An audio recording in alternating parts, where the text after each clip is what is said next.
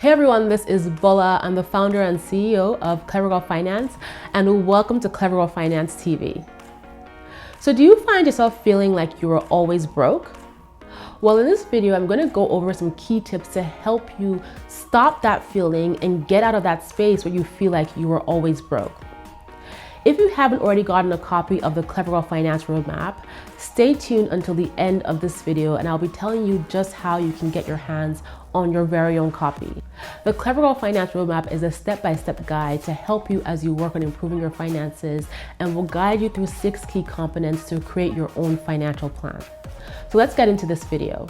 So everyone has their big dreams and their big goals about the things that they want to accomplish. They have goals and dreams of becoming financially successful. But the truth is that most people won't. And this is because many times people are acting in ways that are counterintuitive to them becoming financially successful. They're doing things that they should not be doing that are not helping them achieve their financial success. And as a result, they find themselves in this space where they always feel broke. And there are instances where people are broke for good reason. They may have been experiencing financial setbacks or even health setbacks that cause them to be in this temporary space of feeling broke. However, for a lot of people, they find themselves feeling broke because for one reason or the other, their money just happens to slip through their fingers every time they get paid, and they can't really explain why. And so if you're in that space where every time you get paid, before your next paycheck, you just can't figure out where your money is going, then this video is for you. When it comes to building wealth, it's all about planning, consistency, establishing the habits, the self-discipline, and also creating those good money management skills. And so I'm going to be sharing some key tips to help you get out of that space where you find yourself always broke. So the first thing you want to do is adjust your mindset. You have to get your head in the game. And if you have watched this channel for a while or listened to the Clever Girls Know podcast, this is something that I say all the time. The foundational piece of doing anything major with your finances, improving your finances, starts with your mindset. You have to get into that space where you are committed to the journey. And so it's finding things to inspire you and motivate you. You can start saying affirmations, you can start meditating, reading books, listening to podcasts, watching videos like this one, but you have to get into that space where you have adjusted your mindset that you can actually accomplish what you want to do. Stop telling yourself, I'm always broke and that's what it's meant to be, and instead start asking yourself, why am I always broke and what can I do differently? Adjusting your mindset is the first step to helping you make this major change. The next thing you want to do is work on your self-discipline. And when it comes to self-discipline, I think one key motivator to help you, as you work on this self-discipline is to establish a why, is to have an intent, a reason for why you want to end this feeling, to break this cycle. So what is your why? What is that thing that compels you to want to improve your finances? What is that thing that you want bad enough that money can help you attain? And as you think about your why, it's not about what the rest of the world wants for you. It's about what you want for yourself. What is that big dream that you have? What is that goal that you have that will truly make you happy? And get that why and put it in front of your face and let that be your motivation as you work on your self-discipline. And as you start to think about your self-discipline, you also want to think about ways that you can make it easy for yourself to stay disciplined. So let's say driving by the mall is a major distraction for you because every time you drive by, or 75% of the time you drive by the mall, you have to stop and window shop. And then when you window shop, right, 50% of the time or another 75% of the time you end up buying something, then maybe the alternative here is to take a different route to work or from work where you don't even have the mall on your path, and that way you're not tempted to stop. So when you think about your self-discipline, how can you make it easy for yourself to achieve the goal you have set for yourself? Does it mean leaving your credit cards at home? Does it mean not hanging out with certain people? Start thinking about ways. Write down a list of the things that you can do to make it easier for yourself to become more self-disciplined, and tie that into your why. Let your why be your motivator. Let it be the thing that inspires you to want to work on your self-discipline and get better. Another tip to help you stop that feeling of always being broke is to stop borrowing for everything. A big mistake people make is using their credit card for every single expense and telling themselves, you know what, I'll pay this at the end of the month. But they haven't really built those expenses into their budget. They're just spending money on credit because it's convenient and it's easy. And because they're doing it in small increments, it seems like it's just going to be really easy to pay at the end of the month. And when people get that bill at the end of the month, what they find is that they've spent much more than they can afford or they can even pay in full. And this is an easy trap to fall into, because when you're making the transactions with your credit cards, a lot of times you think they're just small amounts, but they actually add up.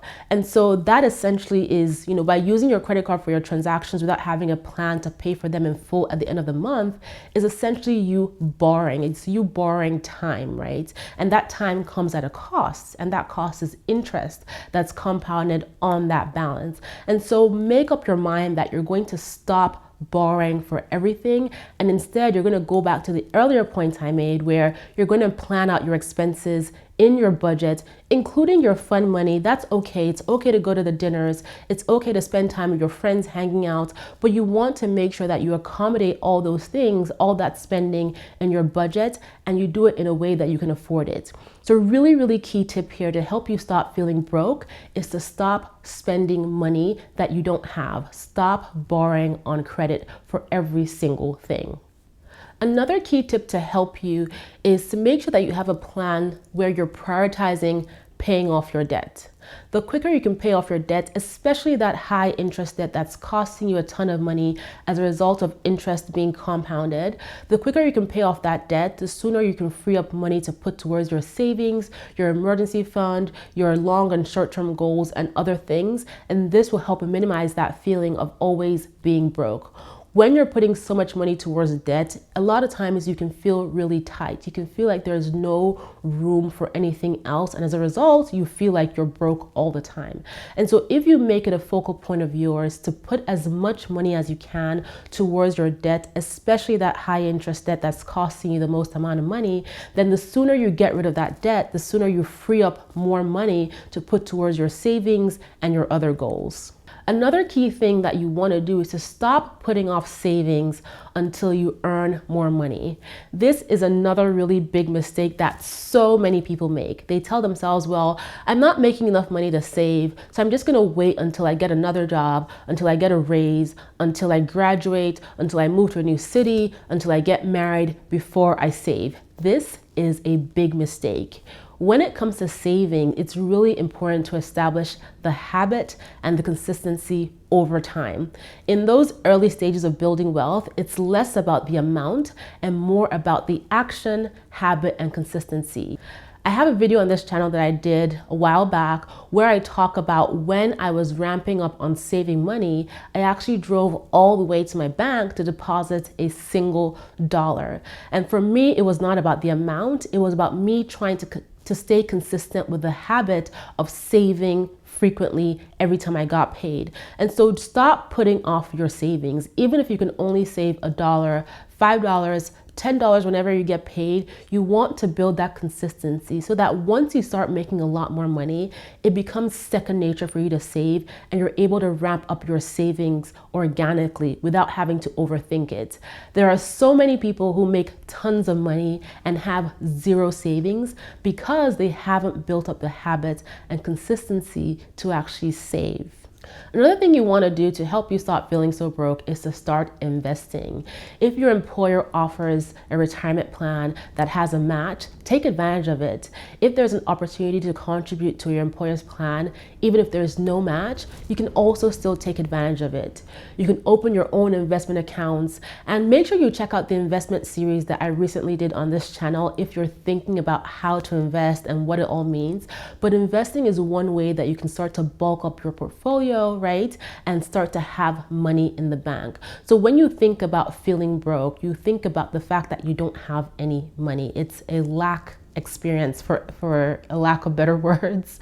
And so essentially the whole idea is that you want to have less debt and more money in the bank and more money in investment, so that even if you don't have a lot of money in your daily checking account, you know that you have money in other places, and that overwhelming feeling of being broke is minimized.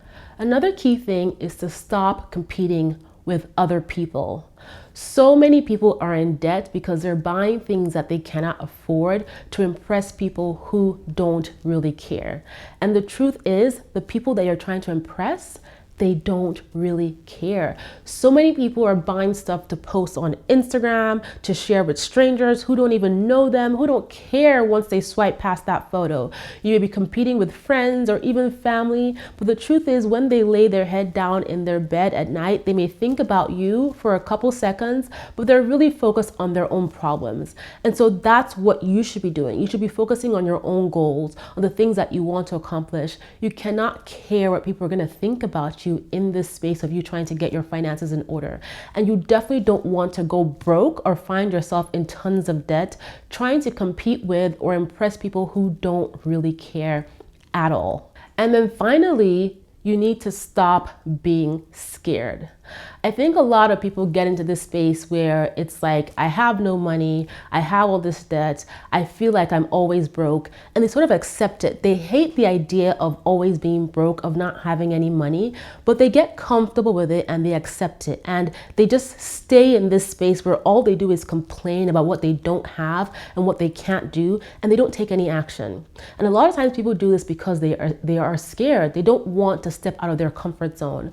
But in order for you to shed that feeling of always being broke, in order for you to bulk up your accounts, pay off your debt, achieve financial wellness, you're going to have to do some things that are uncomfortable. You know, there's going to be things that you're going to have to do, like getting a second job, or like sacrificing in certain areas, or doing things that people may even laugh at you for doing, you know, becoming more frugal. But you're going to have to do those things if you really want to accomplish your goals. And I know that for me personally, when I'm trying to take on something big, a big challenge, right, a lot of times fear will creep up and tell me, you can't do this, Bola. Who are you to think you can do this thing? And if you get in that space where you find yourself being afraid, it's okay. Understand that with everything new, with any big challenge, fear is always going to be there, but it doesn't have to overwhelm you, and you can ask it to be quiet, and you can trust the next step that you're going to take. So I encourage you not to be scared, right? Find ways to motivate yourself. Find your why, adjust your mindset, and get in that space where, regardless of fear, you still take the actions necessary to improve your finances and get out of that space where you are always broke. So I hope you guys enjoyed watching this video and you have ideas in place and actions you're going to take to help you end that cycle of being broke all the time, especially if you're in that space where you feel like your money is just slipping through your fingers for no reason. And as I mentioned at the beginning of the video, I'd love for you to head over to clevergirlfinance.com and get access to our Clever Girl Finance Roadmap. It is an awesome resource to help you work through creating your own financial plans. And it's going to guide you through the 6 components that we have put together to help you establish a solid financial plan, including all the different things I mentioned, all the key tips I mentioned in this video. And finally, if you haven't already followed us on Instagram, head on over to @CleverGirlFinance on Instagram and check out our community there. We have a ton of fun, engaging, and talking through money tips and money stories. Thank you guys so much for watching, and I will talk to you in the next video.